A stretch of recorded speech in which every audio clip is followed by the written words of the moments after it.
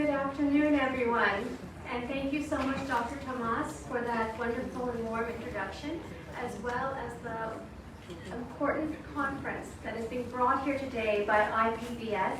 And we at LADIESFUND are deeply honored to be bringing together 3 sessions, of which today we are now doing the most important in most of our minds, which is from the medical lens. The medical thought and process of bringing awareness to cervical cancer. Before I introduce the incredible power panel of some of the leading doctors in Pakistan, we want to show a short video to you today. So please, if you could play the video.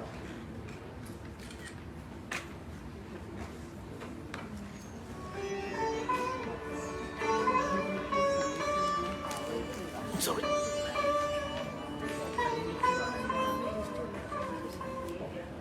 2 साल पहले 2014 में मुझे अचानक से bleeding शुरू हो गई, जो कि हुई और बंद हो गई, फिर हुई और फिर बंद हो गई, जो कि मुझे लगा कि बहुत सीरियस बात है। और इससे पहले भी मेरा थोड़ा सा प्रॉब्लम चल रहा था, जिसके लिए मैं हर साल मैंने एक दफ़ा तो जाती थी, लेकिन एक से ज़्यादा भी मेरे विजिट मेरी गायनेकोलॉजिस्ट के पास होते थे।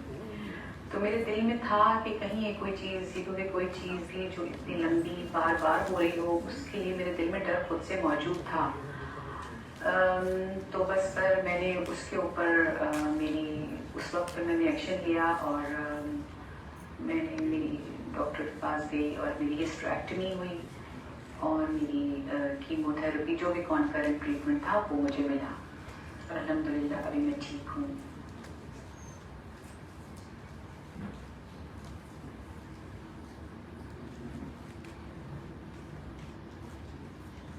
मैं ये बात सबसे इसलिए शेयर करना चाहती हूँ कि मैं पढ़ी लिखी हूँ, मैं अफोर्ड करती हूँ, मेरी रसाई ऐसे डॉक्टर्स तक है, अच्छे से अच्छे डॉक्टर्स तक अल्हम्दुलिल्लाह मेरी रसाई है। उसके बावजूद मैं 5 साल में समझें 3 बेहतरीन डॉक्टर्स के पास गई और तीनों में से किसी ने मुझे मतलब जाना ही नहीं कि बीमारी क्या है। और मैं ये समझती हूँ एक दफ़ा मुझे बीमारी हुई है, मेरी राय ये है, मुझे लगता है कि अब मेरे सामने कोई भी बात करता है तो मैं उसको फौरी तौर पर कहती हूँ कि नहीं, आप फौरी तौर पर पूरी इन्वेस्टिगेशन करवाएं। जो चीज़ 2009 में पकड़ी जा सकती थी कॉटरी करवा के, हो सकता है मेरी 2009 में नहीं तो 11 में 12 में मेरी हिस्टेरेक्टमी तब हो जाती, उस वक्त उसकी स्टेजिंग दूसरी होती। अब जब मैं पहुंची थी तो 2B उसकी स्टेजिंग थी और वो जो था साइज का बहुत बड़ा था। ये तो अल्लाह ताला की मुझ पर मेहरबानी थी कि वो लोकलाइज था। अगर वो फैल जाता, वो लिम्फ नोड्स में चला जाता और जगह ऑर्गन्स भी थे, क्योंकि तो बहुत टाइम था।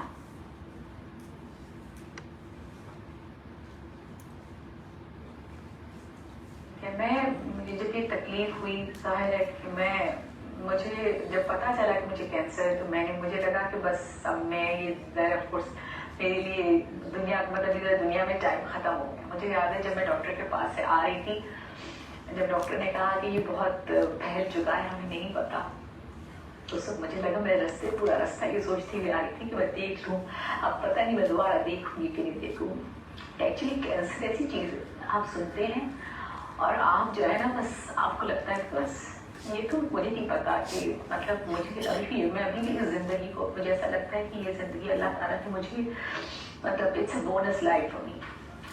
और मैं पूरी कोशिश करती हूँ कि मैं इस बोनस को जो है बिल्कुल इसी तरह गुजारूँ, जिस तरह बेस्ट तरीके से गुजारूँ, कि कोई चीज़ अगर जो रह गई थी ज़िंदगी में, जो गलतियाँ मैं कर रही थी, मैं अब ना करूँ, क्योंकि सीरियसली ऐसा ही लगता है कि ये बोनस।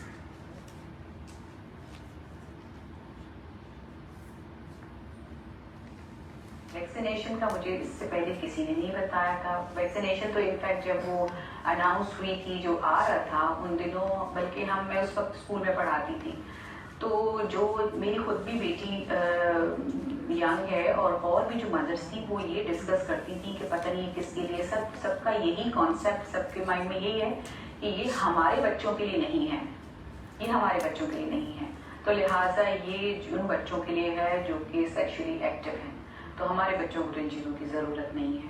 तो बस हम बड़ों में से तो कभी भी किसी ने नहीं सोचा कि आप करवाएंगे। जैसे मेमोग्राम का सब में पता है कि करवाना है, सब कोशिश करते हैं कि हम करवा लें, लेकिन इस वैक्सीन का किसी को भी नहीं पता कि हमने लगवानी है।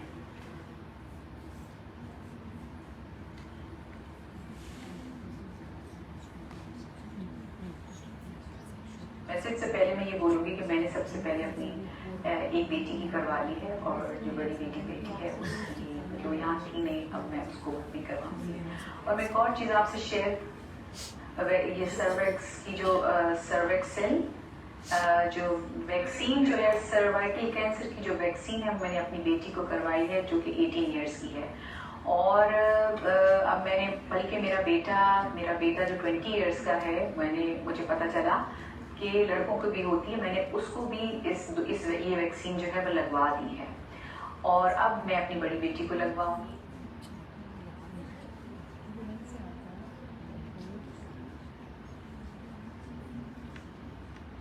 फ्रेंड्स में भी जब भी मैं जाती हूँ, अगर कोई ऐसी बात आती है या मुझे याद होती है, तो मैं जरूर उनसे ये शेयर करती हूँ और सबको इंसिस्ट करती हूँ कि इसको मजाक ना समझें, इसको सीरियस समझें और अपने बच्चों को वैक्सीनेट करवाएं।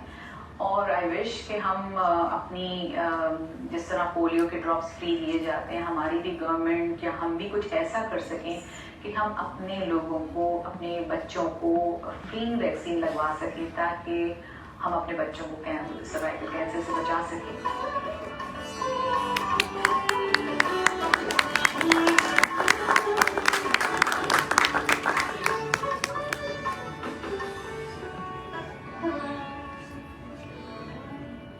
Thank you so much for showing that insightful video.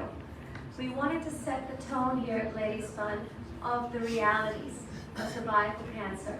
And one of the reasons we've been asked to do a session featuring female doctors here in Pakistan is because although the academics are the heart and soul in many ways of today's conference, without aligning with the medical profession, the impact we all are planning for and seeking cannot be met. So we invite now some eminent Pakistani female doctors onto the stage to be our panelists. The incredible Dr. Samrina Hashmi, one of the top gynecologists across Pakistan, is our first panelist. Can you please give her a round of applause? We next have Dr. Naila Zahid, of course, an incredible and well-known oncologist. Please join us right here. And finally, we have Dr. Sadiah Ehsan Pal, a leading gynecologist here. Please give them all a round of applause. And let's begin with them each introducing themselves so you can hear a bit about their story, which is a very inspiring one. First, Dr. Samrina. My name is Samrina Hashmi. I am a gynecologist. I actually graduated from Dow Medical College in 1985, and after that several years of struggle, and then I went to England, UK, for my post-graduation studies. It was very difficult. At that time I was married as well, and obviously we have to start a family being a Pakistani woman. So as soon as I get to UK, I got pregnant with twins. I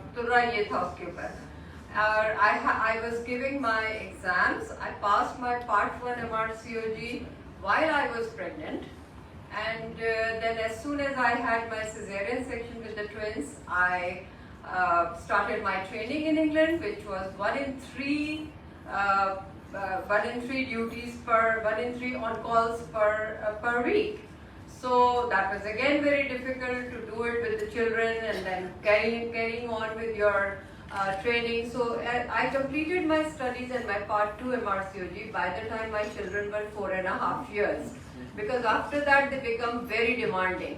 So it's my advice to all of you that if you are pursuing your studies and if you are pursuing your training, always do it when your babies are small, when they are young. After they are 4, don't wait till they are 4 or 5 years of age. Once they are 4 or 5 years of age, they become very demanding and they won't let you do anything.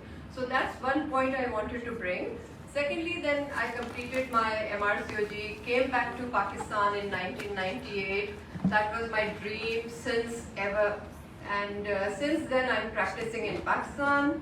I'm a fertility specialist as well. I had been a general secretary of Pakistan Medical Association.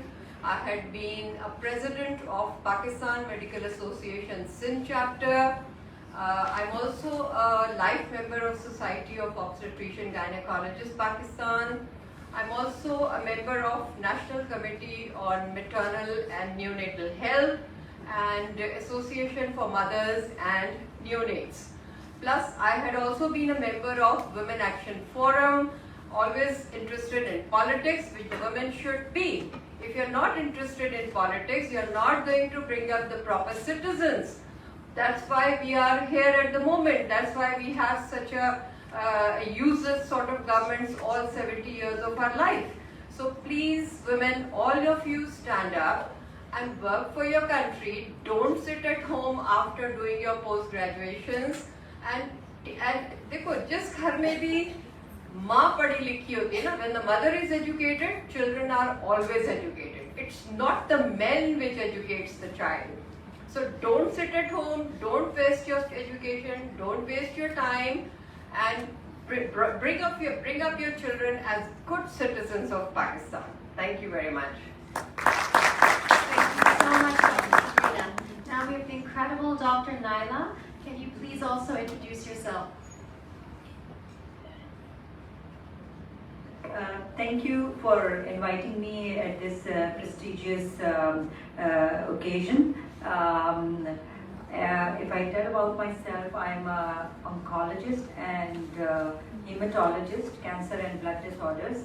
I graduated from Sindh Medical College in 1990, and then I went to USA. I did all the exams over there, and then I did my residency and specialized in hematology oncology.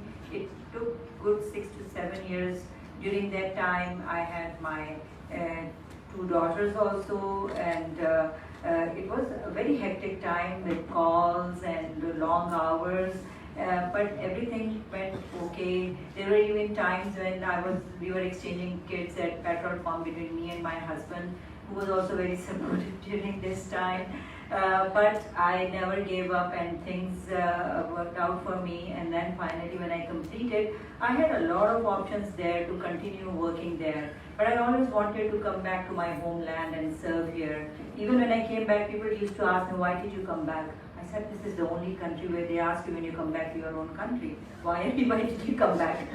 So, but I had my own mission. I wanted to increase the awareness for cancer. I wanted to improve the training in cancer and blood disorders in Pakistan. Luckily, I got the opportunity. So I was able to start as a head of oncology department at one of the tertiary care hospitals, the Liaquat National Hospital. I was able to start a training program there, and luckily I have trained several good oncologists at par with the international standards. I was able to bring up the department, set up the proper setup for chemotherapies and all, and also important meetings, tumor board meetings, and all those lymphoma meetings, gynecologic oncology group meetings to improve the cancer care in Pakistan. So with time, luckily I became a professor. I was able to become a professor in medicine. I have done a lot of research work. I have started a tumor registry also. And in fact, I was just looking at the number of cervical cancer patients in last 5 years. So altogether there were like 150 cervical cancer patients diagnosed at my hospital. And besides that, we have started a Society of Medical Oncology Pakistan, and we are able to do the Best of ASCO meeting, which is an important meeting worldwide on cancer, and we are able to make Pakistan one of the centers for that meeting, for this international meeting. And in addition to that, I'm a member of the American Society of Clinical Oncology. So again, I totally agree with Dr. Samrina that as women, nothing is impossible, and you just have to have your aim and your goal. And believe me, your kids don't get neglected with whatever you're doing at the end. They're actually proud of what you have done, and they themselves they try to become as good achievers as you are. So be a role model for your kids. Don't make them barrier in your career. Thank you. Thank you so much, Dr. Naila. And now, Dr. Sadiah, if you could kindly introduce yourself. Thank you, Uzra. So I'm Professor Sadiah Ehsan Pal. I'm also a graduate of Dow Medical College, Karachi. I'm a very proud Karachiite. And like Naila and Samrina, I also went for my post-graduation. I went to UK and I did my MRCOG, which is membership of the Royal College. So my daughter was born after my Part 1 MRCOG, and my son was born 5 years later after my Part 2 MRCOG. And subsequently, after achieving what I wanted to do, my training, I returned to my beloved city, Karachi. I still don't regret it, despite all the hardships we are facing now with floods as well. I love my city and my country.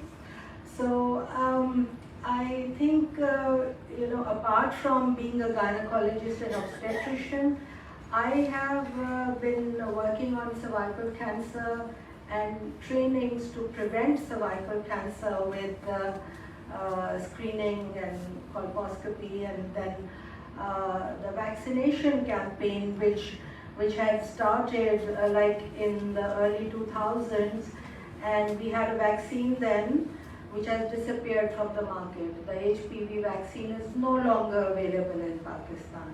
So I'm still struggling. I'm talking to people about it, that we desperately need this vaccine for our women. So that's something. I also do other things. I'm a passionate believer in improving the lot of women of Pakistan, and the number one step is family planning. Women need to have fewer children here, so contraception and is a very important part of my practice. Then I also work on behavior change, values clarification, and I feel that it is the women of any country which change or improve that country or that society. So unless we improve the health of our women, and that can be achieved through family planning, them having fewer children, and healthy mothers raise healthy babies and a happier nation. And that is actually, when I do my workshops, one of the first things I asked in an introduction is, what's your strong point? Give me one strong point about yourself and give me a negative point. And I want you to think about yourself. My strong point is I like to be happy. And I like to make people around me happy. My workplace happy. My home happy. And my negative thing is I love eating and I'm putting on weight. And so as a nation, we need to eat less and less. Food is bad, it's too much, too many calories. So I'll stop there. Thank you so much for that introduction. So we thought we would use the time by having each of the panelists, each of our esteemed panelists, share for a few minutes their thoughts on the awareness building of cervical cancer through the medical profession. And that's the key point of today's session. So each one by one will share that, and then there'll be a PowerPoint that Dr. Sadiah will present, and some audience Q&A, and then final thoughts from each panelist. So start listening and gearing up your questions, as they'll be very, very welcome. So again, we'll begin with Dr. Samrina. If you could share your thoughts.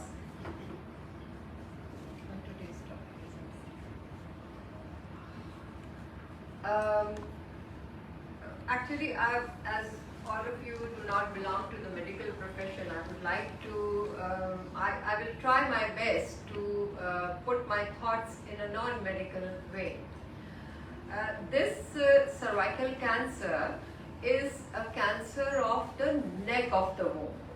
बच्चेदानी का जो गर्दन होती है, sorry not होता है, तो होती है, उसका कैंसर होता है ये, ठीक है, जो उसका निचला पार्ट होता है. अब इसमें मसला सारा ये है कि इसके बारे में ये चीज़ें थी कि शायद ये मसाइल हमारे यहाँ फैलते नहीं हैं, लेकिन हमारे यहाँ बहुत सी औरतें, lots of women come and complain about these things, ठीक है. So अगर आप, if you have these problems like irregular bleeding, or if you have problems like if someone comes to you complaining about post-intercourse bleeding, or bleeding in between the periods, or some other unusual symptoms, the doctor should not neglect that patient, right? And the doctor should investigate. We should not just say, okay, this might be due to constipation, or this might be due to urinary tract infection. We must investigate, because cancer, cervical cancer is the third most common cancer in Pakistan. The most common is the buccal cancer. आपको पता है सब जो गुटखा और mean पूरी and all that we eat, उसकी वजह से हमारा 1 in 14 पाकिस्तानी जो है उसको मुंह का कैंसर है, right? The second one is breast cancer. Again in Asia we are on the top, and the third most cancer is cervical cancer. So we cannot just neglect these things. So as a doctor, my aim is to spread this knowledge among my patients. I always ask them whenever they come to the clinic, did you have a pap smear in the last few years? When did you have the last pap smear? Pap smear is we take a swab through a brush or a spatula from the mouth of the cervix, and then we send it for test, and that test shows some particles or the cells which can easily show you whether the cancer is in the early stage or the late stage, and what sort of stage is that. The best thing about cervical cancer is that it's like a chronic disease. If you detect it in early stages, you can easily treat it. But if there is, if it's slightly spread from that first stage, then it's not at all curable. It goes and it spreads everywhere. So my thoughts on this is that the doctor in the clinic should not only write the prescription and just give 2 minutes to the patient, but our job is to counsel the patient in the clinic. My teacher, Mr. Grandi, used to say that the woman starts from here. She does not remain here. She starts from here and goes till her feet. So you cannot just treat the vagina, you cannot just treat her abdomen, that's all. You can't do that. If a woman comes to you, you have to treat her as a whole. Even you should counsel her about her relationships, her problems at home, because they are all going to affect the woman's psychological status.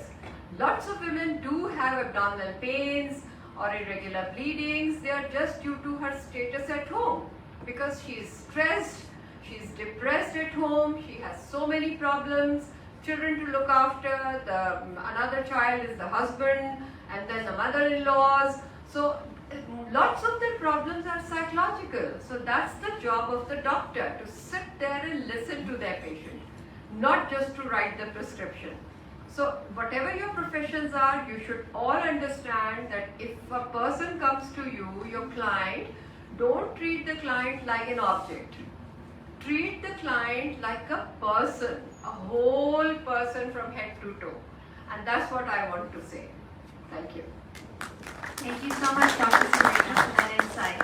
Dr. Naila, perhaps you can shed some ideas on the awareness building of this important cause. Thank you. Okay. Interestingly, when I did all my medical school in Pakistan, I never realized that this was such a serious problem.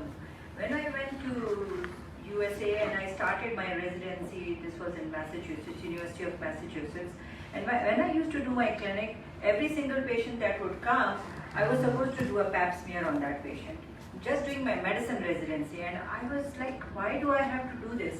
And obviously over here, none of the internists do it. This is just a gynecologist who does it over in Pakistan. And even, so in the beginning I was quite annoyed, but then I realized that it is such an important thing that is overlooked in our country. Nobody talks about it. There is some cultural taboo also. People don't want to talk about it. But this is a reality, and then there are two important things. Being an oncologist, there are two important things. One is prevention, and the other is early detection of cancer. If someone's cancer is diagnosed in stage 1 disease, the chances of survival is more than 95%. And if the stage is stage 4, the chances of surviving even for a year is less than 10%. So, and just by diagnosing it early, you can have such a major difference. And also then there are certain things which are in cervical cancer, there are different, before they become cancer. You can diagnose it even before it becomes cancer, and you can take an action and prevent it from becoming a cancer.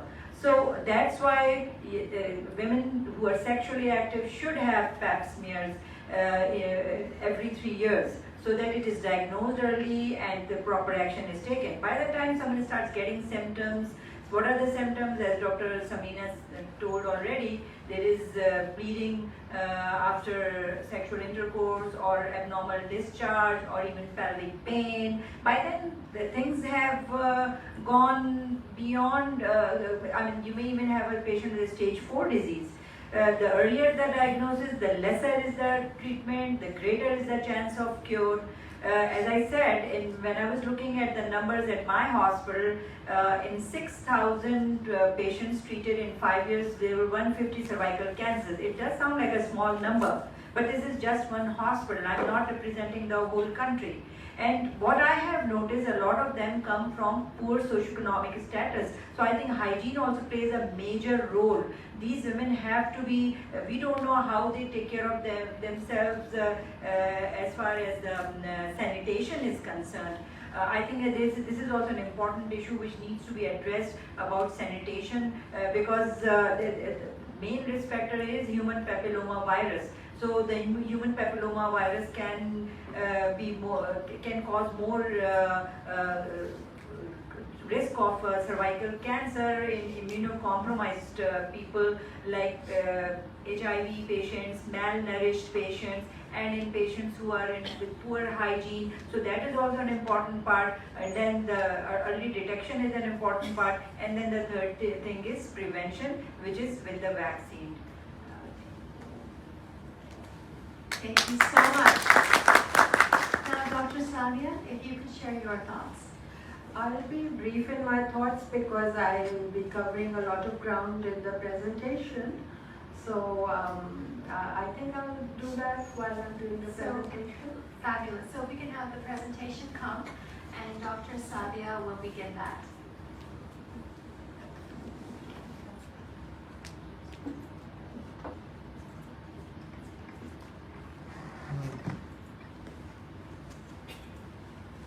Thank you very much, and thank you to the audience as well for being here for this very, very important topic pertaining to the women of our country. So cervical cancer is a public health issue, and there is a link between this cancer and HPV, a very strong link. And I just want to share with you that the WHO Director General, Dr. Tedros, called for all countries to take action to help end the suffering caused by cervical cancer. It's a preventable cancer. And there's a call for elimination of this cancer. It's a public health problem through intensified vaccination against HPV through screening and early treatment. So it is a cancer, but it is preventable. And as I go on with my presentation, you will understand how it is preventable. So there was a call for the elimination in August 2020 at the 73rd World Health Assembly, which passed a resolution. The WHO marked this historic announcement by officially launching the elimination strategy, setting goals for all countries to achieve, which includes Pakistan. And these are 90% of HPV vaccination coverage. At present, we don't even have the vaccine in Pakistan. It was there, it's sort of disappeared from the market for over 5 years now. 70% screening coverage, meaning screening can be done with pap smears. How many of you have heard of a pap smear? The ladies sitting here, or the men also, because you may have a wife. Okay, so it's less than 3%, I would say. Okay, and how many of you have heard of the vaccine? A vaccine to prevent cancer. Okay, again a very small percentage. So there's 70% screening coverage. So screening can be done with pap smears, or pap smears are expensive. They cost about, in the private sector, about 2,000 to 3,000 rupees from private labs here. And they're not even available all over Pakistan. But there's an alternative called visual inspection with acetic acid, which any trained gynecologist or even a nurse can be taught. And this is using an internal checkup, a speculum examination we call it, with even a torchlight and household vinegar can be used to do this test, and it can be done in 5 minutes, and it can help save lives. So if we don't have access to pap smears, doctors and nurses can be trained and taught to do this simple test. Then there's also screening by the HPV blood test. This can be done even through the pap smear swab that we take with liquid-based cytology. The HPV virus test can also be tested. Okay. So the other thing that has been pledged is 90% access to treatment by the year 2030. So those women who are screened and detected to have cancer should be able to access treatment. Unfortunately, I don't see most of this happening in Pakistan. It's very sad. And the floods haven't helped us. So as it was said, these are the world figures where breast is number 1, colorectum, lung and cervix at number 4. In Pakistan, cervix comes at number 3. Breast is the commonest, second is the lip and oral cavity, and the third is the cervical cancer. And 10 countries with the highest death count from cervical cancer, you can see Pakistan is at number 7. So we are one of the top 10 countries in the world with the highest incidence of cervical cancer. Unfortunately, in all the bad statistics, we are at the top, and that makes us very sad. So what are the symptoms? The symptoms can be an abnormal vaginal bleeding pattern, in between periods, with intercourse, after menopause, unusual vaginal discharge, leg pain, pelvic pain, bleeding from the rectum or bladder.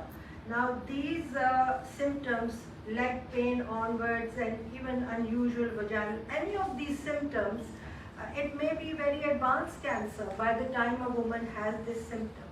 So usually there are no symptoms until advanced stage. It is a silent killer.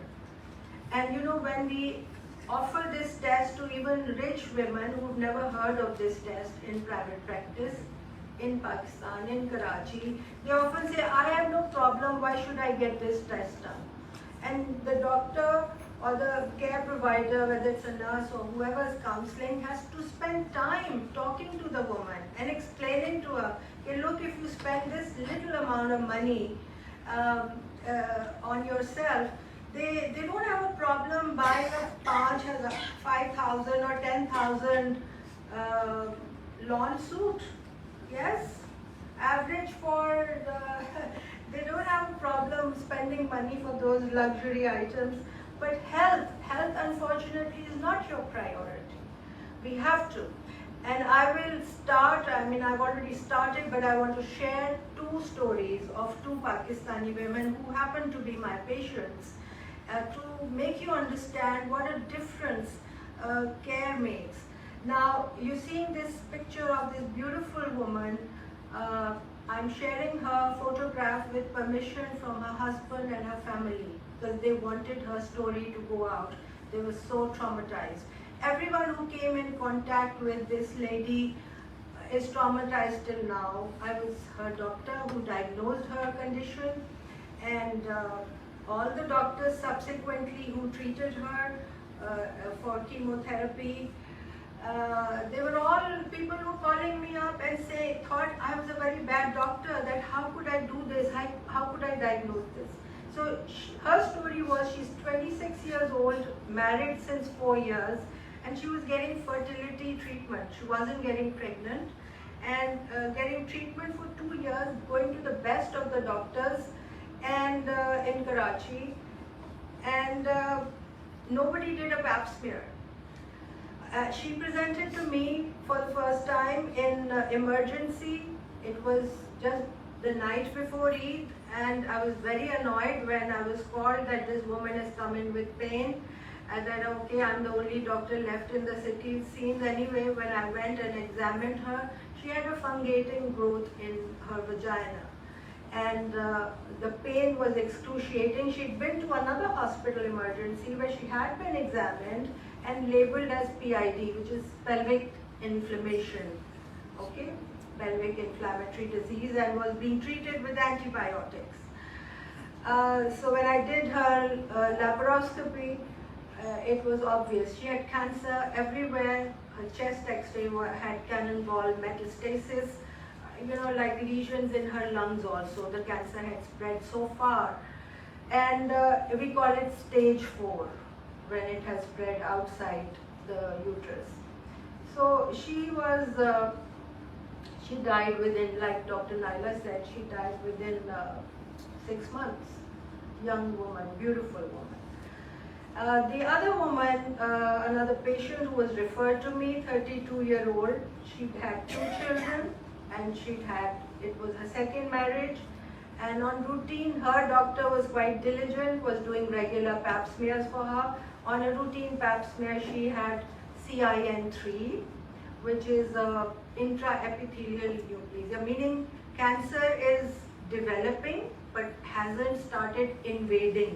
Means it's not going outside her, the lining of the cervix, the tissue basement membrane.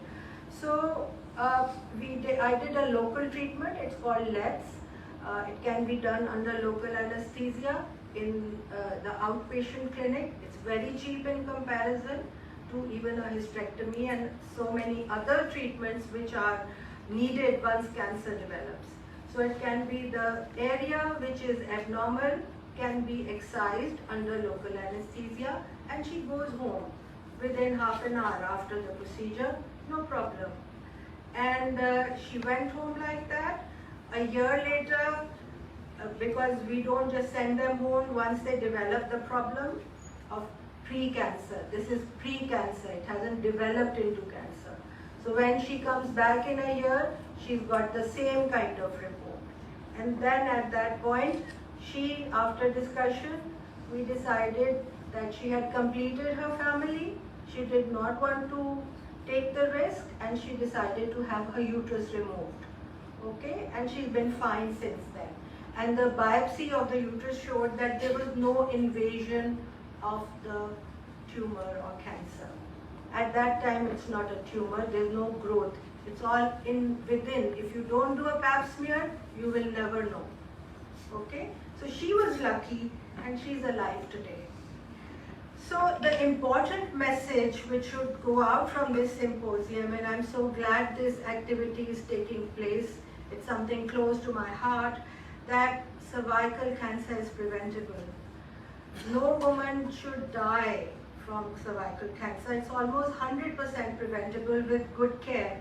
So you can have safe sex with condoms, because condoms don't just protect against pregnancy, they also protect against infection. including HPV infection. It's not 100%, but it's still something which is protective. You reduce the number of sexual partners. Okay, so we may call ourselves Islamic Republic of Pakistan or whatever, but we are human beings, just like the rest of the people in the rest of the countries in the rest of the world. We are the same. The human behavior is the same. So we have extramarital sex in Pakistan also. We have premarital sex also. This is reality. We all know it. I'm sure if you don't say it publicly, you know it. You know somebody who's had it. And nobody talks about, there's no premarital counseling, there's no sex education in schools, in colleges, not even before you get married. So even doctors, marrying doctors have unplanned pregnancies. Isko kehte hain charab taliya dera. So they have not had, they could have read the chapter on family planning. But anyway, we have this. So sex is associated with HPV infection and hence development of cancer as well. And not just cancer of the cervix, but cancer of the whole genital tract, including anus and the vulva. So, yeah, so we can prevent development of the infection. And you know what HPV virus is? It's the common wart virus. But the common wart, the one that gives you warts, is not necessarily carcinogenic or will produce cancer. It has over 100 subtypes, and only some of them can cause cancer. Okay? So that is important to understand. And the good news is you can prevent it by vaccination. We have been vaccinated, all of us in this room have been vaccinated from birth. We received our BCG, we received our other booster shots, tetanus, diphtheria, etc. So this is just one of the things we can do for preventive medicine.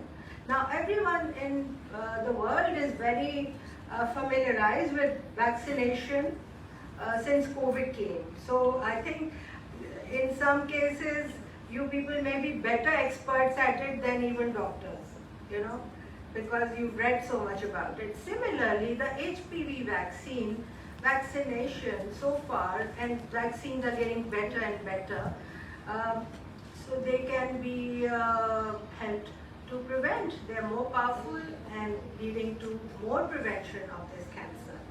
So we can get vaccinated.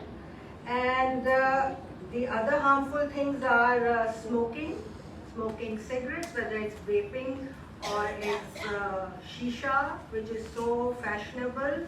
How many of you do shisha or know somebody who does shisha? Koi nahi haath uthaega. You have never done it, but you know somebody who does it. Yes.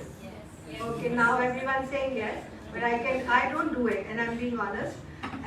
But I know of doctors, very senior doctor colleagues of mine, who at parties have shisha karne jate hain rooftop pe. I mean, here we are telling our patients that it's harmful and we're doing it ourselves. Again, human behavior. So, gutka, pan, and these are really, really bad things. So they don't just harm, say cigarette smoke doesn't just harm the lungs, it harms every cell of our bodies. So, believe me, bidi pina is very common, not just with Pakistani men, but women also. Yeah? You can go into the interior, go to rural area, then you find many women smoking. Yes. And if any of you don't believe me about the extramarital affairs, etc., think about polygamy. Polygamy is legal in Pakistan. At one time, a man can have how many wives? 4 wives. Halal hai 4. 4 to halal hai. Uske alawa bhi aap pata nahi kya ho raha hota hai. They're having foreign trips, etc., etc. So that is increased number of sexual partners. Yes, I've seen a woman in her mid-40s with stage 3 cervical cancer. She was in hijab and her husband had a dadi up to here, and you just wonder where she got it from. Yes? Okay. So there are 3 phases of prevention. There is primary prevention, where you prevent before exposure to, say, a certain infection like HPV. And then there is secondary prevention. Secondary prevention is when you detect the disease before it becomes apparent, before its onset. So early detection in the preclinical stage. Then the tertiary phase of prevention is when signs and symptoms occur. So you pick them up early and you aim for, this is the clinical stage when you know she may be having discharge or bleeding, or especially bleeding after intercourse or postmenopausal bleeding. Then you can go for, if it's detected early, you can even cure her with correct operation and maybe chemo, radio, whatever. Usually for cervical cancer, it is radiotherapy. Then there is disability and eventual death at a later stage. So prevention, the HPV vaccine is the most important thing for primary prevention. And the best time is before they become sexually active, before exposure to the HPV virus. Secondary prevention, like I said, is with HPV screening, cervical cytology, visual inspection with acetic acid or VIA, colposcopy, and local excision of the CIN lesion. CIN stands for cervical intraepithelial neoplasia, meaning changes have occurred, cancerous changes have occurred in the cells of the cervix, which is the lower part of the uterus, but it hasn't, extended anywhere outside the lining or the membrane. Okay, so it's within the epithelium. So it can be easily treated with LEAP, LETS, cryotherapy, knife cone biopsy, hysterectomy. These are medical terms, and so these are the risk factors, high risk factors, low risk factors. I've already covered these with you. Acquisition is once a woman becomes sexually active, and it is estimated that 50 to 80% of women will acquire the HPV infection in their lifetime. 50% of these infections will be the oncogenic type of HPV, and the risk starts from sexual debut and continues throughout life. This is the life cycle, and as you can see, the epithelium of the cervix, and at the top, the purple ball is the virus, and this is how it enters the epithelium, goes right to the bottom near the basement membrane, infects the cells, and then it multiplies in these cells, and eventually it starts getting shed from the cervical top layer into the vagina. So this is a very clever virus which does immune evasion. The virus life cycle occurs entirely within the epithelium. There's no viremia, it doesn't enter our bloodstream. There's no cell death, no inflammation. There is local immunosuppression caused by the viral proteins. So because it doesn't enter the bloodstream, antibodies don't develop to it. So that's how it evades our immune system, and it stays hidden in the cervix.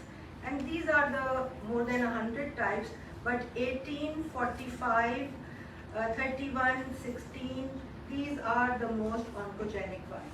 Now, I'll quickly tell you about the vaccines which are available. Previously, there was a bivalent vaccine, a quadrivalent vaccine, and now we have the nonavalent vaccine. So now we should just talk about the nonavalent vaccine, which is the latest vaccine and the most efficient. It works against 9 types of the HPV virus. It has to be given, the best time to give it is between 9 to 14 years of age. So girls, when they are leaving schools, or even boys, should be vaccinated if the government can pay for it, or they pay privately, between 9 to 14 years. So they just need 2 shots 6 months apart. If they get one today, then 6 months later they need another booster. If they are over 15 years of age, then you need 3 shots, just like Hep B vaccination at 0, 2 and 6 months. So the choice of HPV vaccine now, as I said, is the best is the nanovalent vaccine. It's also, so now there are studies which are showing very good antibody development even with just one single dose. So that may be the future for us, especially for a country like Pakistan, that one dose may be enough. Secondary prevention, you must remember that at the moment HPV vaccination does not eliminate the need for screening. So even if you've been vaccinated, pap smears or screening needs to continue later in life for the disease caused by other oncogenic HPV types. So the degrees progression is that 1/3 would revert to normal, while 2/3 may progress to invasion in 10 to 20 years. So you have a long time to pick it up and to treat it.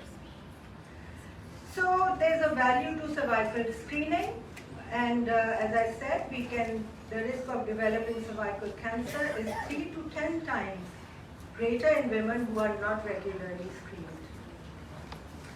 And we recommend that screening should start once a woman gets married or sexually active every 3 to 5 years.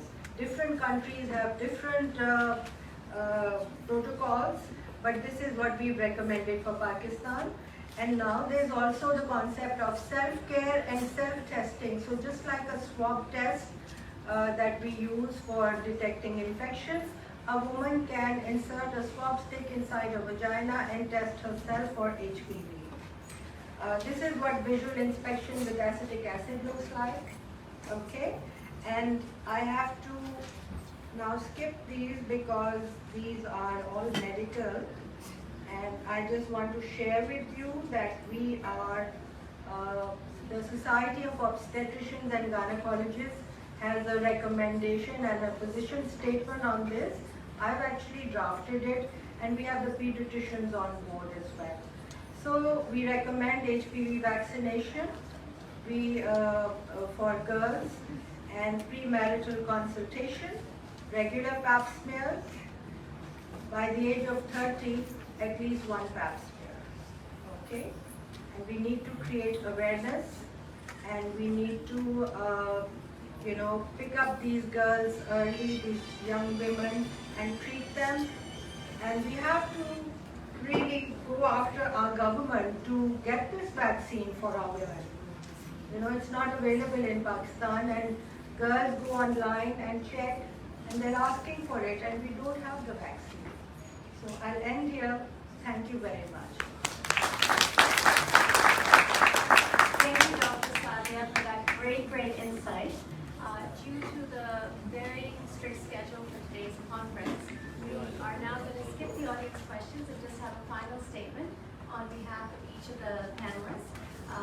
Obviously, we've heard Dr. Sadiah, and that was incredible. Maybe Naila, Dr. Naila, if you can share for a couple minutes your thoughts.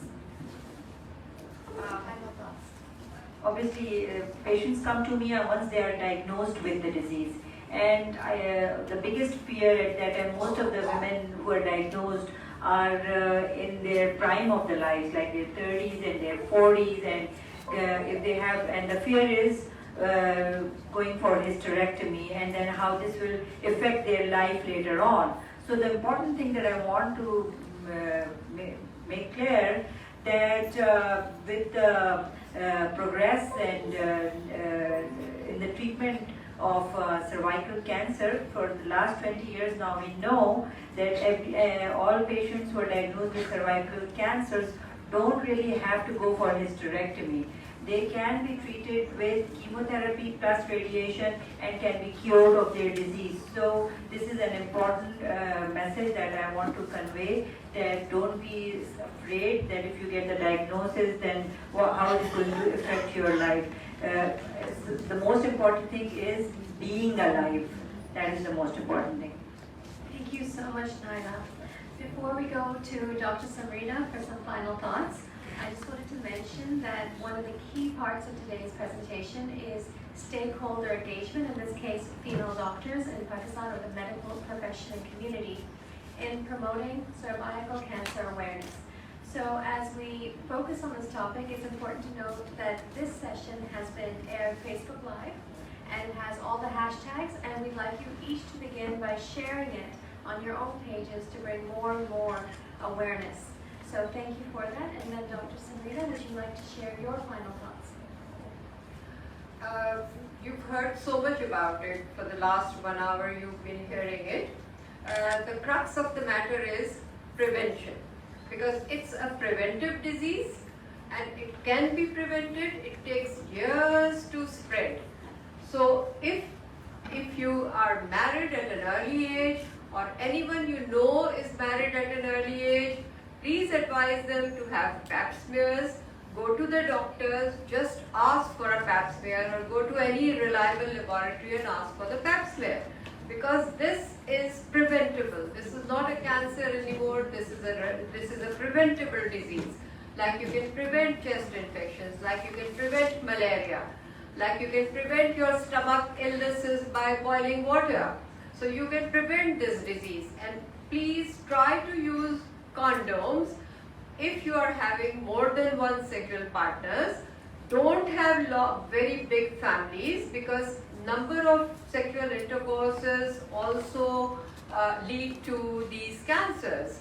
And lead a nice, healthy life, take healthy food, go for prevention, demand from your doctor to do a pap smear every 3 to 5 years, and that's the crux of the matter. And I'm sure that has been all gone into your heads and you all know what we are talking about.